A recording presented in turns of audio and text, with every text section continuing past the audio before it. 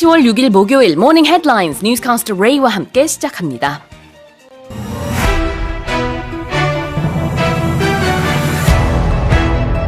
South Korea and the U.S. held their second joint drill in under 24 hours on Wednesday, following a provocative missile launch by North Korea the previous day. 한미 양국은 어제 전날 있었던 북한의 미사일 도발에 대응해 24시간이 채 지나지 않아 두 번째 연합훈련을 실시했습니다. Korea's consumer inflation slowed for a second month in September, with the consumer price index rising 5.6% compared to the year prior. 지난달 국내 소비자 물가지수가 1년 전보다 5.6% 상승한 것으로 나타났습니다. 이는 소비자 물가 상승세가 두 달 연속 둔화한 것입니다. Electricity supply across Bangladesh has been restored after the South Asian country plunged into a 7-hour blackout caused by a failure of its national power grid. 방글라데시에서 국가 전력망 일부가 마비되면서 대규모 정전사태가 발생한 지 7시간 만에 전력 공급이 대부분 재개됐습니다.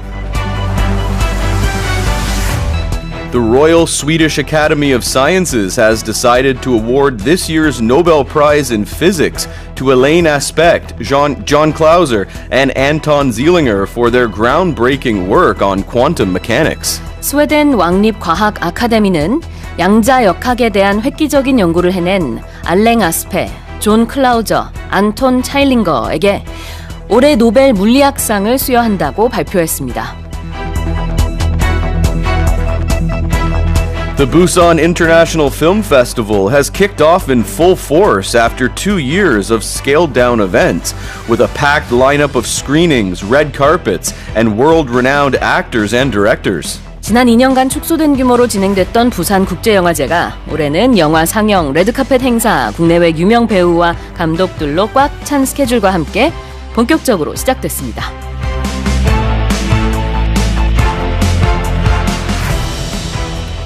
And those are today's headlines. Morning headline expressions.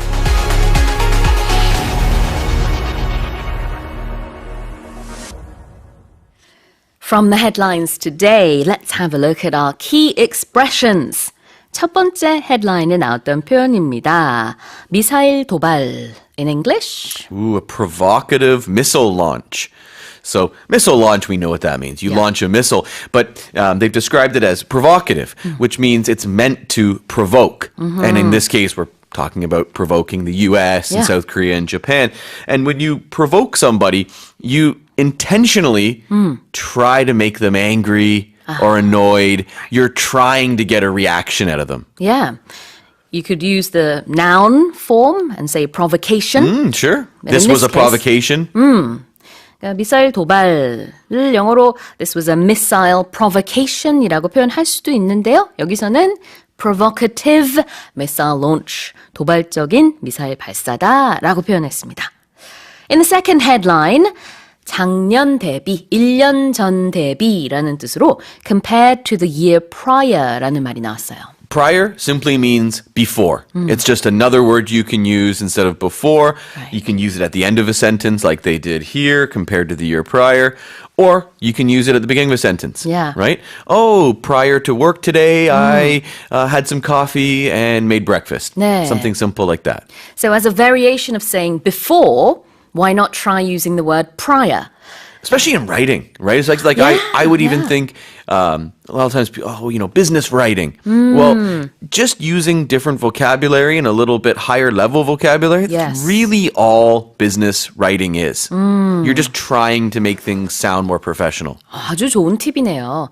비즈니스 잉글리시에서는 평소에 우리가 하는 말들을 조금 더 격조 있게 내지는 조금 더 공식적인 느낌이 나도록 표현하는 경우가 참 많습니다. 이 prior to라는 표현도 마찬가지로 좀 공식적인 느낌이 있어요.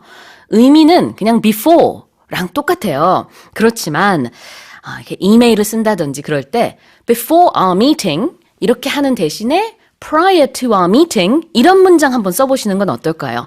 before가 나쁘다는 건 아닙니다. You can say before, that's fine.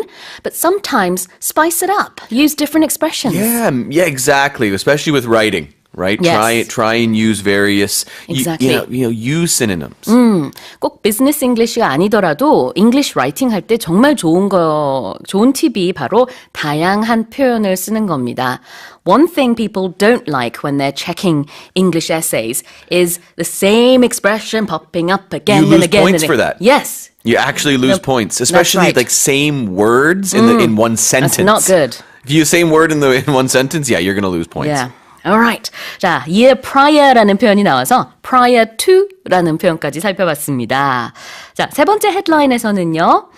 plunge into a 7-hour blackout라는 말이 나왔죠? Not good. No. So if you're plunged into something, it means you are suddenly put into a very difficult situation, right? So no one wanted to be in a blackout. No one wanted to lose electricity for Right. 7 hours, but it happened suddenly, and you're stuck into it, 그래요? right? Like my best example is Ukraine was suddenly plunged into war. Yeah. They didn't want to do that, and it happened quickly. 네, 우크라이나가 갑작스럽게 이렇게 전쟁 상황에 빠졌죠.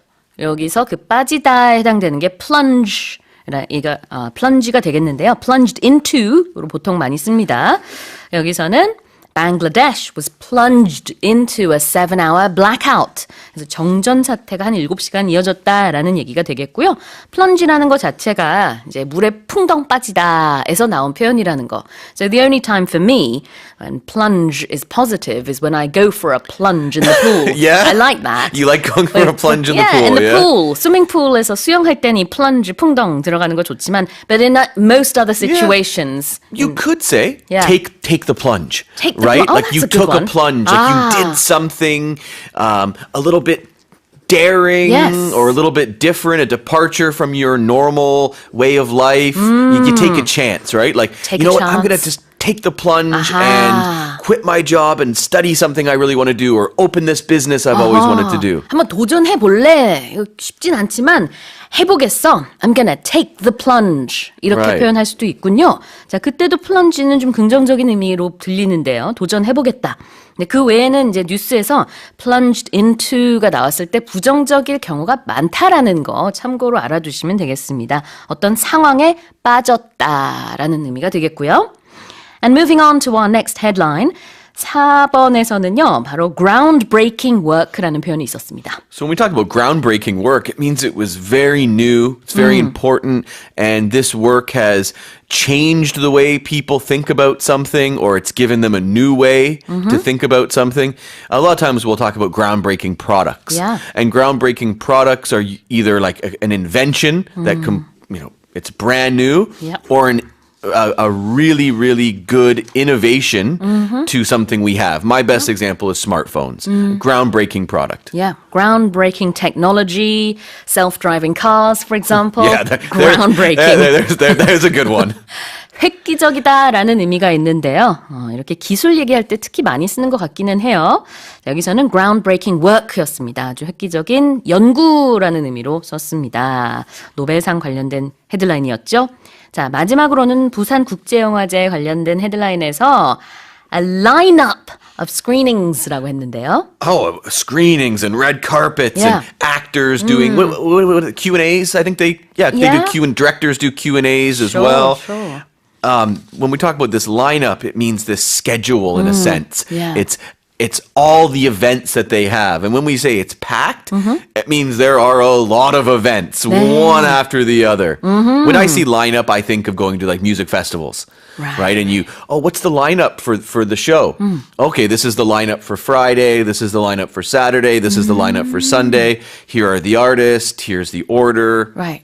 So you can decide which ones you want to go to. Have you been to many music festivals? No, not really, but Okay. I've been to some. 아, 그렇군요. I went to Pentaport in Incheon like 10 years ago. 아, 그래요. 이런 음악 페스티벌에 보면은 공연 일정이 대략적으로 나와 있죠. 그런 스케줄을 라인업이라고 부르기도 하는데요. 여기서는 부산국제영화제에서 여러 영화 스케줄, 상영 스케줄 이런 것들도 라인업이라고 부를 수 있고 그 외에도 여러 일정이 있을 텐데 그런 것들을 여기서는 lineup of screenings and red carpets and actors and directors라고 쭉 설명을 하고 있습니다. Yeah, no, it should be fun. It should be absolutely fun. My wife used to go to the Busan Film Festival all the time. Have you ever been? I've never been. No, I've never been No, either. I've heard it's great though. 그러게요. 자, 이렇게 해서 5개 헤드라인에 나온 주요 표현들 살펴봤습니다. 모닝 헤드라인 expressions는요. 오디오 어학당과 유튜브에서 무료로 다시 듣기 하실 수 있습니다.